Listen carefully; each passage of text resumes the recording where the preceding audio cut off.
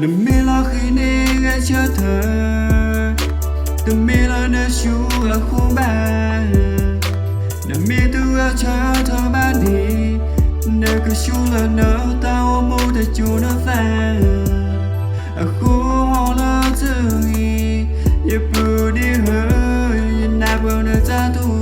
mà về chờ thơ cơn đá ghi lo thoa quỳ mê thi mi lo ra lỡ họ cố ý tập lo lo ni từ khi na ra xa mi ba cho cái mô đồ mà lỡ họ nơi ta chưa cứ to là tôi nghĩ lẽ lần nơi còn bà lẽ su nhà khi nên xa vì bà lỡ xa yoa ô bữa đi ở họ lỡ thương ý thì nó thọ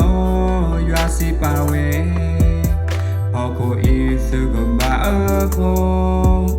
trong lâm lon lỡ tan mưa ở lo bà li nó họ lỡ thương ý đi gồm nguy thọ bữa đi ở đừng mê lo khi đi nghe chờ thơ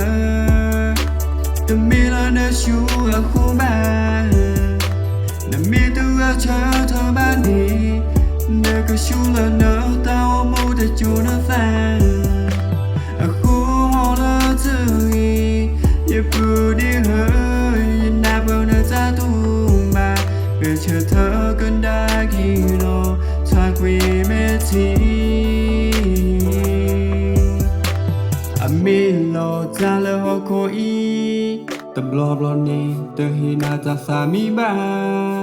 cho cái mô đồ mà lỡ họ nơi ta chưa cứ to là tôi nghĩ lẽ lần nơi còn bà lẽ su nhà khi nơi xa vì bà lỡ xa yoa ô bữa đi ở họ lỡ thương ý thì nó thọ yoa si bà về họ cố ý sự gồm bà ở phố trong đầm lon lỡ tan mưa ở lo bà li nó họ lỡ thương ý đi gồm nguy thọ bữa đi ở đừng mê lo khi đi nghe chờ thơ đừng mê lo nơi chú ở khu ba đừng mê tu ở chờ thơ ba đi nơi cứ chú là nỡ tao mô để chú nó phà ở khu họ là thương ý yêu bù đi hơi na bờ nơi ta tu mà về chờ thơ cơn đá ghi lo thoa quỳ mê thi